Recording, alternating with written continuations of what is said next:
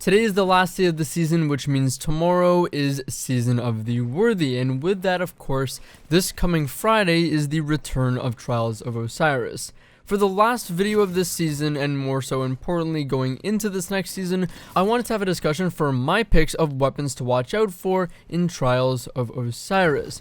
Now, to be clear, this isn't really a meta style discussion and talking about what will be meta, and I'm honestly not really including the obvious weapons that are currently meta that I'm sure aren't really going anywhere and will remain to be very good top options. Now, there may be some picks here that are currently meta or seem like a little bit more obvious choices, but the point of this video is to briefly talk about some weapons that might be worth revisiting simply because they have a newfound bit of relevancy to the Trials of Osiris mode, or perhaps a potential newfound purpose from some of the sandbox changes coming. The first weapon we're talking about should be a fairly obvious one, and this one is the Revoker. Of course, being able to refund shots upon missing means there's a lot less risk in sniping and taking the shot, and still a high degree of potential lethality. It eliminates the possibility of wasting ammo, which is a big deal because otherwise with another sniper you'll only get 2 opportunities or 2 shots per round on an average basis, starting with no special ammo,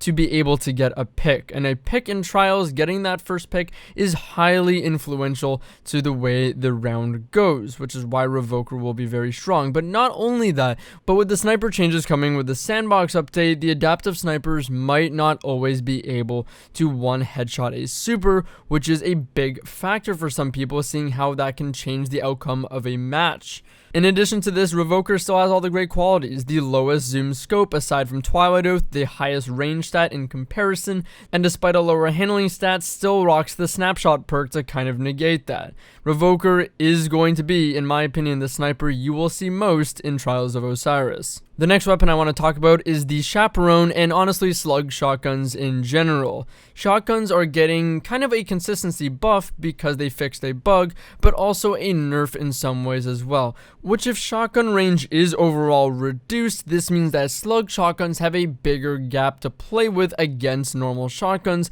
which will give them added lethality, more consistency, and potential, especially for shotguns like the chaperone, which already have all of that and will just be gaining even more. I think there's a high chance that there will be a bigger gap between the range of normal shotguns as opposed to slug shotguns, and they will be able to punish normal shotguns very, very hard if the user is doing a decent job of maintaining that small gap. Staying on the topic of shotguns, I think the precision archetype shotguns, not the slug precision, but the retooled tail and dust rock blues, have potential this upcoming season simply because of a few changes that were announced to shotguns, including the fact that ADSing will not increase your range anymore, meaning the range bar is most likely going to be mattering more on shotguns, and which shotguns are able to get very, very high range. Well, of course, it's the precision archetype. The next thing that fuels this prediction is that in the TWAB, where they talked about the sandbox changes to shotguns, they mentioned that the cone angle is now adjusted on a per sub-archetype basis and is no longer adjusted by the range stat. So previously, a higher range stat would narrow your accuracy cone and, of course, make your shotgun more consistent, aside from just the damage it'll do at range. The accuracy cone on shotgun seems like it'll no longer be impacted or altered by the range stat, and instead just be a preset cone for each shotgun archetype: precision, aggressive, rapid fire, and lightweight. And if that is the case, I do think there is a chance that precisions will have the best cone out of all the archetypes, or the best mix of range and accuracy, if that makes sense. Typically in Destiny 2, all of the precision archetypes in the game seem to have either a higher degree of accuracy or more consistency in some way, shape, or form. Finally, for shotguns, yes, Lord of Wolves I do think will still be a top contender.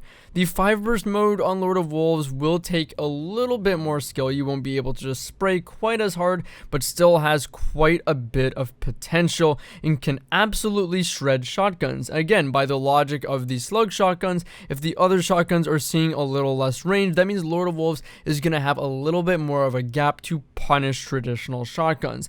Not to mention that although the 10 burst mode will be getting a big decrease to accuracy, I do think that this will still melt supers, which of course is highly impactful, especially in Trials. Typically, there are many supers that try and close the gap with you and have to melee you, so in that close range, I think Lord of Wolves will still be able to shred them with the 10 burst mode. Of course, Vigilance Wing does match the overall theme of Trials, but it also has some perks that seems like they were made specifically for elimination-based modes. It's obviously been a while since Trials of the 9, and even just having pure elimination-based modes present in the competitive playlist, so its perks have taken a little bit of a back seat. But of course, its two perks are Harsh Truths, so this weapon fires a 5-round burst when a nearby ally is killed, gain health regeneration, and increased movement speed. So of course that's a massive bonus. When one of your teammates fall, you're going to get health regen and you're going to get increased movement speed, which is very, very useful. But not only that, it has another perk called Last Stand.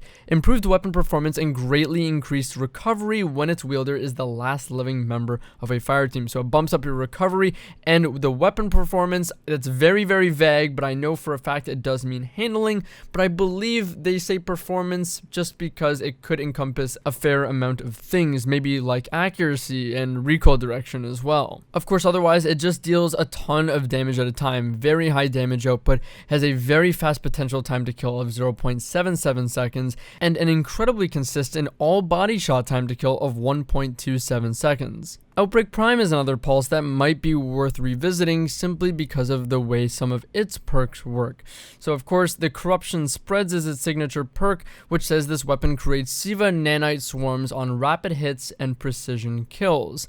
Its other perk says this weapon does more damage to enemies based on the number of Siva nanites that are attached to them. So in elimination, if you headshot an enemy, you're going to release a Siva swarm that will be present on top of their ghost. So if any teammate of theirs goes to revives them, they will take damage from the Siva swarm, which will prevent them from getting the res, and they will be debuffed by the Siva swarm if you decide to shoot them with Outbreak Perfected, or if you have teammates that also shoot them with Outbreak Perfected, because it's a debuff and will be effective for anyone on your team using Outbreak Perfected. So for this reason, for the functionality that it will kind of guard reses and disrupt that, I do think that Outbreak Perfected might be worth a look at. And it's also a very consistent pulse. I feel like this is one of the most consistent pulses in the game. I feel like for whatever reason, this gun just does not deal with flinch in a good way. Like, it just says no to flinch. I find that it just very, very barely flinches at all,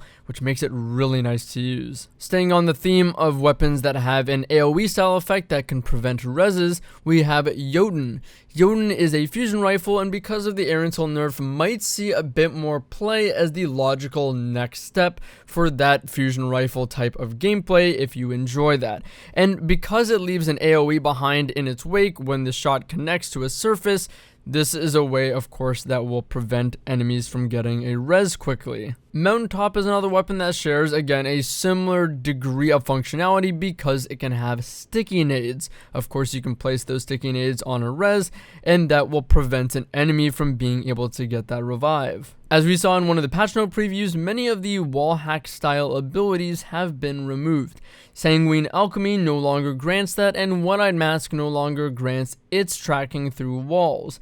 Capri's Sting was, I guess, a little up in the air, but the way I interpreted it is the functionality was being replaced with higher damage smokes rather than the wall hack true sight style ability, which leaves Wish Ender as one of the only last abilities to be able to see through walls.